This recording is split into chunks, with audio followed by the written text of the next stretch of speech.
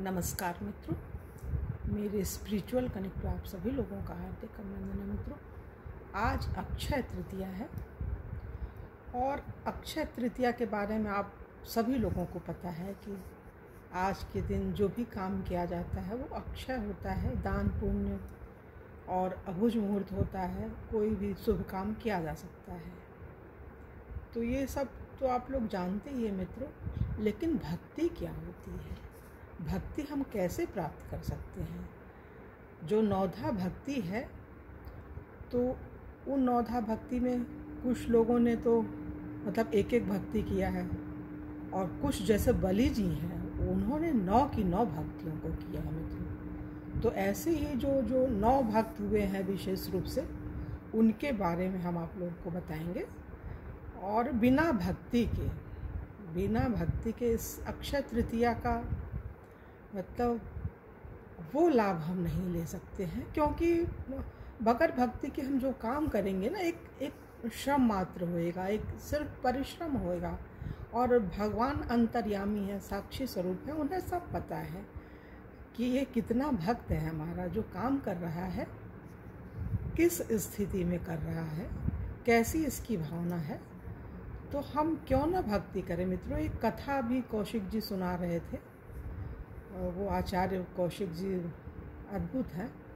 तो उन्होंने बताया, एक था नास्तिक व्यक्ति था, जुआरी था, मतलब हाँ सारे जो कुकर्म हो सकते हैं वो करने वाला व्यक्ति था। तो गलती से वो शिवालय में गया और वहाँ जाकर के गिरा और जो पूजा की सामग्री वहाँ रखी हुई थी भगवान पे चढ़ गई और भगवान की कृपा से उसको कुछ क्षणों के लिए जो है इंद्रलोक की प्राप्ति हुई। तो उसको लगा कि जब हम जरा से गलती से भगवान की पूजा किए, मतलब अनजाने हुई भी नहीं, भगवान ने ये कृपा की, और अगर हम जानबूझकर भगवान को समझकर हम भक्ति करें और सद्कार्य करें तो हम क्या कुछ नहीं प्राप्त कर सकते हैं।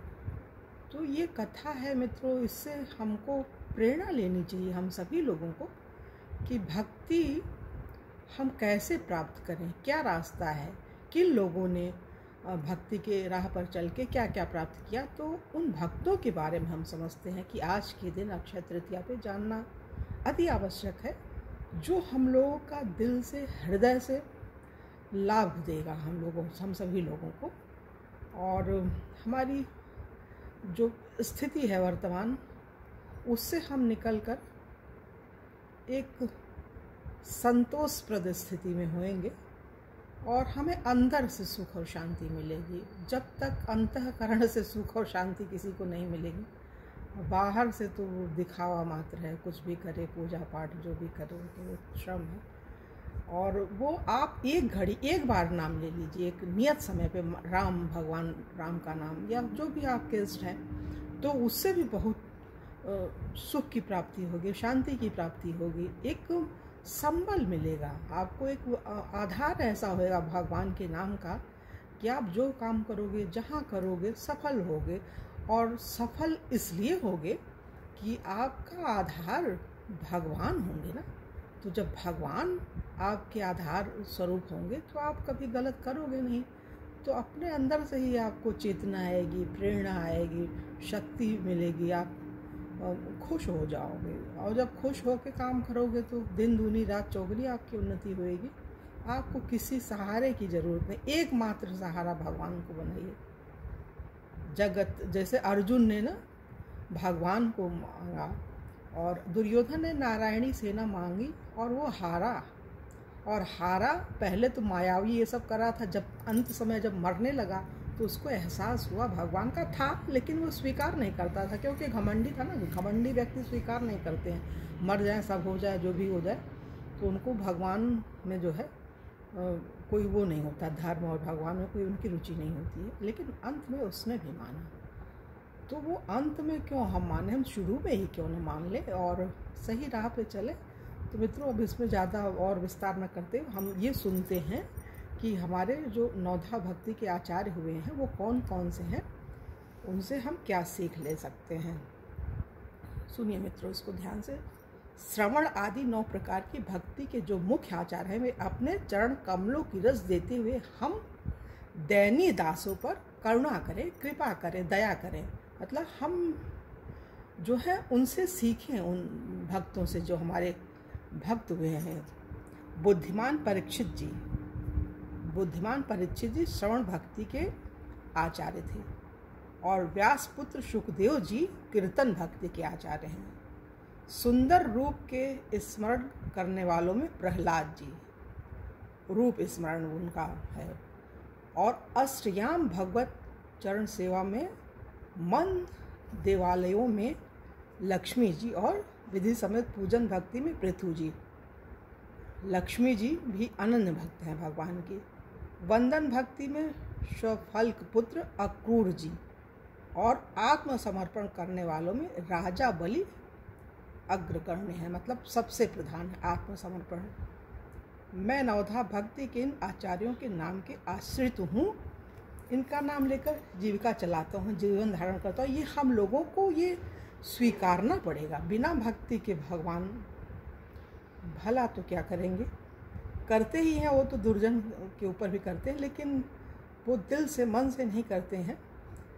एक उनका विधान है, देते सबको हैं प्रभु। एक बार क्या हुआ था कि लक्ष्मी जी के जो भक्त थे वो जा कर के नारायण के भक्त हैं वो जो है, उन्होंने कहा प्रभु हम लोग इतना परिश्रम करते हैं, इतनी ईमानदारी से काम करते हैं और हम लोगों का जो धन वैभव कम होता जा रहा है और इनका जो है लक्ष्मी जी का बढ़ता जा रहा है, तो ऐसा क्यों है।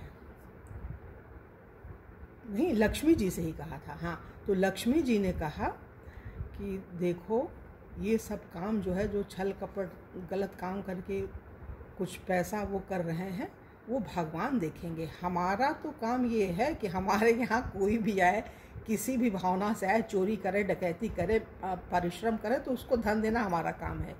और पाप पुण्य का जो सज़ा देते हैं वो भगवान ही देते हैं। लक्ष्मी माता ने ये कह दिया, तो जो है उन लोगों को समझ में आया कि हाँ बात सही है। और होता भी यही है कि भगवान की लाठी में जो आवाज़ नहीं होती। आदमी गलत काम तो करता है, सोचता है तात्कालिक लाभ के लिए तो करता है, तो लक्ष्मी जी कहती हैं ये पाप पुण्य का फैसला भगवान करते हैं, हम तो खाली उसको जो जैसा करता है वो दे देते हैं। उसको पैसा चाहिए, पैसा उल्लू की सवारी पे आएगा। लेकिन नारायण के जो भक्त होते हैं वो माँ लक्ष्मी और नारायण दोनों गरुड़ की सवारी वाले उसमें भगवान की आराधना करते हैं। वही आराधना आज के दिन करनी चाहिए। गरुड़ की सवारी मतलब अकेले सिर्फ लक्ष्मी को ही नहीं, अकेले नारायण, लक्ष्मी नारायण दोनों kwa साथ पूजना है, और तभी बुद्धि जो है सात्विक होगी और हम अच्छा काम कर सकेंगे मित्रों। तो ये चीज़ है। और दूसरी चीज़ ये है, और भी सुनिए मतलब ये जो हमारे जो भक्त हुए हैं इनकी कृपा से हम लोगों को ये नवधा भक्ति मिली है। और भगवान विष्णु की भक्ति के 9 भेद हैं। अब देखिए इसमें जो है क्या है फर्क। भगवान के गुण, लीला, नाम आदि का श्रवण, उन्हीं का कीर्तन, उनके रूप नाम आदि का स्मरण, उनके चरणों की सेवा, पूजा अर्चा, वंदन, दास सख्य और आत्मनिवेदन, मतलब आप अपने आप को ही शरणागति जिसको कहते हैं। आत्मनिवेदन मतलब शरणागति वाली भक्ति। भगवान विष्णु की श्रवण भक्ति में राजा से परीक्षित, कीर्तन में व्यास जी के पुत्र सुखदेव जी, भगवत स्मरण में प्रहलाद जी, भगवान के चरण कमलों की सेवा में श्री लक्ष्मी, मतलब चरण कमल की जो सेवा लिया माँ लक्ष्मी ने लिया, और पूजन में आदिराज पृथु, चरण कमलों के वंदन में अक्रूर जी, दास भक्ति में कपिराज श्री हनुमान, मतलब भगवान जो हनुमान जी है ना चारों युग प्रताप, तो उन्होंने ही ये सेवक भावना से, सेवा की भावना से दास भक्ति उन्होंने से, और ये सबसे बड़ी दुर्लभ भक्ति है मित्रों। ये तो जो सेवक होते हैं ना बड़े मुश्किल से मिलते हैं। सेवक का धर्म होता है कि अपने मालिक, अपने भगवान, हम जिनको पूजते हैं उनकी हर भावना को समझ जाएं। जैसे भक्तमाल की कथा में है ना, भक्तमाल की कथा में जो अग्रदेवाचार्य जी पूजा कर रहे थे, नाभा जी के गुरु जी थे, मानसी सेवा कर रहे थे, तो उनको अनुभव हुआ कि अरे हमारे गुरुजी पूजा कर रहे हैं और कोई गुरुजी का भक्त वहाँ समुद्र में फंसा हुआ है और उनको पुकार रहा है, तो हम इस समस्या का समाधान, उनके भक्त की समस्या का समाधान कर दें और अपने जो हमारे गुरुदेव जी हैं उनको किसी प्रकार का व्यवधान न हो और वो भक्ति करें भगवान की। सोचिए कि उनकी मानसी पूजा में प्रवेश, और ये बड़े सामान्य से एक बच्चे थे, नाभाजी 5 साल के, गरीब बहुत थे, इनकी माँ ने छोड़ दिया था, इनको कुछ भी नहीं था, आँख और वो कुछ सुन नहीं पाते थे, ये नहीं, तो उन्होंने जल डाला था और उनको सब कुछ दिखाई सुनाई देने लग गया था नाभाजी को। सोचिए ये होती है मानसी सेवा में भक्त प्रवेश कर जाता है अपने जो गुरु की। तो उन्होंने कहा था कि तुम अब लिखो, भक्तमाल की कथा लिखो। तो उन्होंने कहा था नाभाजी मैं भगवान की तो कथा कह सुन सकता हूँ, लेकिन भक्तों की, बोले नहीं, यही इन्हीं भक्तों की कृपा से तुम्हें वो सब चीज़ें प्राप्त हो जाएंगी, तुम वो लिख पाओगे। वहाँ उस समय, मतलब आज आदमी 100-150 साल जिंदा रहता है, आगे पीछे के जितने भक्त हुए हैं उन सबों को वो देख सुन समझ पाते हैं, आप सोचिए। और उस हिसाब से वो भक्तमाल की रचना की है। ये कितना अद्भुत ग्रंथ है, सोचो सुनो तो लगता है वाकई भक्त और भगवान अद्भुत हैं, बस इसी में रमे रहो, लगे रहो। तो ये चीज़ है मित्रों, ये बड़ी अच्छी भक्ति है, और बिना भक्ति के तो भगवान रीझते नहीं हैं। भगवान को हम कोई भरमा थोड़ी सकते हैं, भगवान को हम बुद्धू नहीं बना सकते, भगवान सब जानते हैं, अंतर्यामी हैं। तो भगवान भाव के भूखे हैं, बिना भाव के भगवान संतुष्ट नहीं होते हैं, और जब तक भगवान संतुष्ट नहीं होंगे व्यक्ति अशांत रहेगा, और जो सांसें जो जितनी मिली हैं उतनी रहेंगी ही, डर भय नहीं। भक्ति के 2 बेटे हैं ना, ज्ञान और वैराग्य। ज्ञान मिलेगा, वैराग्य भी मिलेगा, और जीते जी आप बंधन, ये भवसागर से मुक्त हो जाएंगे। मरने के बाद मुक्ति वो तो ठीक है, किसको मिलती है नहीं मिलती, लेकिन जीवित इसी अवस्था में, इसी जीवन में आप जीवन मुक्त हो सकते हैं, मोक्ष प्राप्त कर सकते हैं। और जब भगवान केंद्र में होंगे तो आप जो काम करेंगे अच्छा होगा, अद्भुत होगा, संतुष्ट आप होंगे, दूसरों को संतोष दे सकेंगे। जो असंतुष्ट है वो दूसरों को क्या कुछ दे पाएगा, स्वयं ही अपना भरण पोषण नहीं कर सकता तो दूसरे को क्या देगा। तो मित्रों, हम समझते हैं कि आज अक्षय तृतीया पे हम सभी लोग सद्भावना से प्रेरित होकर भक्ति को जगाने की कोशिश करें। कहा भी गया है ना, करत करत अभ्यास थे जड़मति होत सुजान, रसरी आवत जाते सिल पर पड़त निधान। तो ये भगवान है, भगवान के राह पे चलेंगे, भगवान की बातों को जीवन में अपने आचरण में ले आएंगे जो वो चाहते हैं, तो जीवन तो धन्य बनेगा, शांति मिलेगी, भगवान भी मिलेंगे, निश्चित मिलेंगे भगवान। अगर हम ठान लेंगे ना तो भगवान मिलेंगे। और मानव तन पाकर भगवान को न भजे, उनको न प्राप्त कर सके तो फिर ये जीवन ही किस काम का है। इसी में बार बार जन्मना मरना, 84 लाख की जो योनि बताई गई है कितनी दुर्लभ है, कितनी कठिन है। सोचो 28 प्रकार के नरक हैं। तो इस जीवन में आकर हम जीवन मुक्त कैसे बने।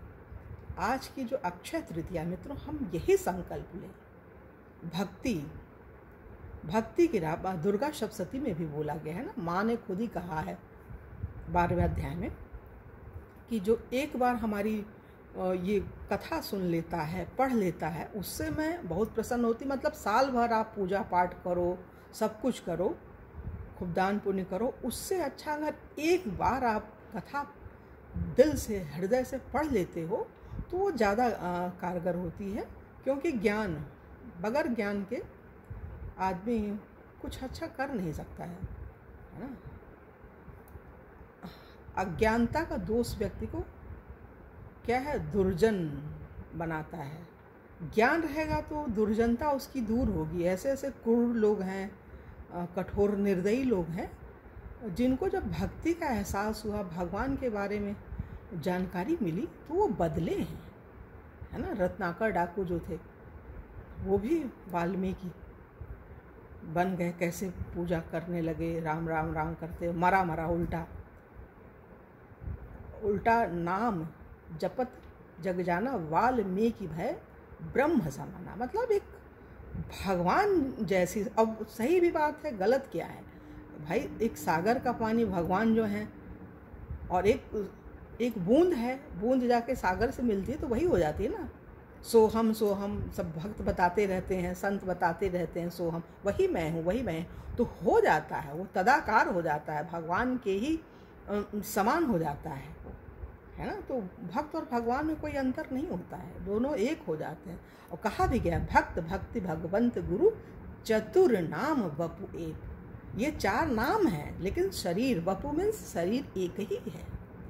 तो मतलब कोई एक दूसरे के बगैर, जैसे दिन रात है, सिक्के के 2 पहलू हैं, वैसे भक्त और भगवान हैं, वो दोनों एक दूसरे के बगैर रह ही नहीं सकते हैं। तो मित्रों, हम यही चाहते हैं, आज की जो अक्षय तृतीया है, इस समय बड़ी विषम परिस्थिति चल रही है, कोरोना काल है, और इसमें हम लोग संकल्प ले अच्छा करें। जैसे डॉक्टर्स इतने अच्छे काम कर रहे हैं बेचारे, इस समय अपनी जान जोखिम में दे करके सेवा कर रहे हैं रोगियों की, तो हम लोग उनके लिए प्रार्थना करें, वो डॉक्टर को शक्ति दे, भगवान शांति दें, स्वास्थ्य दें और सद्भावना दें। सबसे बड़ी चीज़ सद्भावना। डॉक्टर भी कई तरह के हैं, उत्तम मध्यम अधम, अपना उसी में सब पैसे भी बना रहे हैं, कुछ सेवा भावना से का, हर तरह के लोग हैं।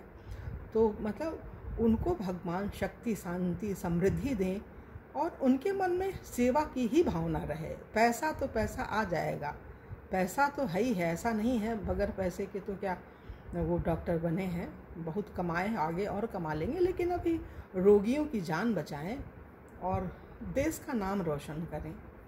ये चाइना को सोचिए तो लगता है क्या है, वही है ना, सज्जन दुर्जन शुरू से पैदा, जब से दुनिया भगवान की बनी है तभी से ये 2 लोग हैं। तो ये चाइना इसी उसमें है, कैटेगरी का है। तो दंड तो भगवान देंगे ही, जैसे दुर्योधन को अंत में दंड मिला और अकेला रहा वो, और एहसास हुआ भगवान का, वैसे उसको भी होएगा। अभी तो कम्युनिस्ट पार्टी और ये वो जो सब है यहाँ के, इंडिया में भी इस तरह से बोलते हैं तो बड़ा कष्ट होता है। सुनो, टीवी तो मन करता है सुनो ही नहीं, न्यूज़ देखते हैं कि देश दुनिया की जानकारी तो होनी ही चाहिए, देखते हैं तो बड़ा कष्ट होता है। कुछ है, नाम है, क्या बोलें इस पर, ये भक्ति की चीज़ है, आज अक्षय तृतीया है, तो इन लोगों का नाम क्या लें।